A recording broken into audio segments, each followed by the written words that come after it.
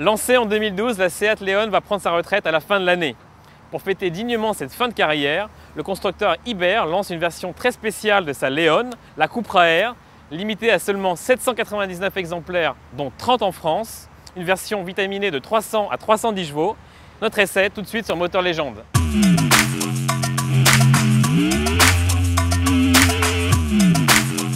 Qu'est-ce qui distingue cette Cupra R du reste de la gamme Cupra? Notamment cette lame en carbone du plus bel effet, mais aussi les inserts en teintes cuivrées que l'on retrouve sur le logo, mais également sur le rétroviseur. De profil, on retrouve cette teinte cuivrée sur les jantes.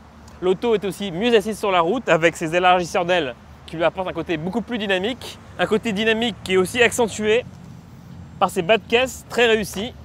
Enfin, dernier détail, ce béquet de toit entièrement en carbone, un matériau que l'on retrouve également sur le diffuseur pour asseoir ce côté très dynamique.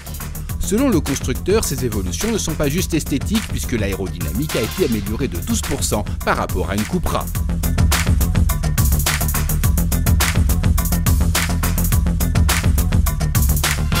J'avoue être un petit peu déçu par cet habitacle. On attendait davantage d'une série spéciale, notamment au niveau de l'exclusivité. Alors effectivement, il y a le numéro 360 sur 799, mais à part ça, à part ces inserts couleur cuivrée sur la console centrale et sur le volant, on remarque tout au plus le traitement en peau retournée sur le volant, sur le lever de vitesse et sur l'assise des sièges, et ces compteurs à la graduation sportive qui donnent effectivement envie de démarrer le moteur.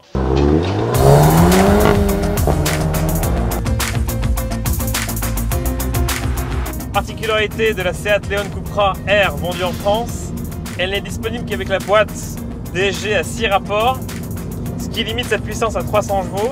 C'est une petite déception quand on sait que les versions à boîte mécanique vendues dans le reste de l'Europe passent à 310 chevaux, ce qui n'empêche pas cette Cupra R d'offrir d'excellentes performances, notamment quand on actionne la touche Cupra sur la console centrale. La sonorité se fait plus rauque, les passages de rapport plus rapides, donc c'est une vraie petite bombe. Et puis le châssis est beaucoup plus aiguisé, le carençage est plus négatif. On bénéficie d'étriers de frein Brembo au diamètre supérieur. Donc c'est un vrai plaisir de la mener sur les routes d'Île-de-France, notamment avec ce grip étonnant et cette motricité excellente pour une traction. Donc c'est un vrai bonheur.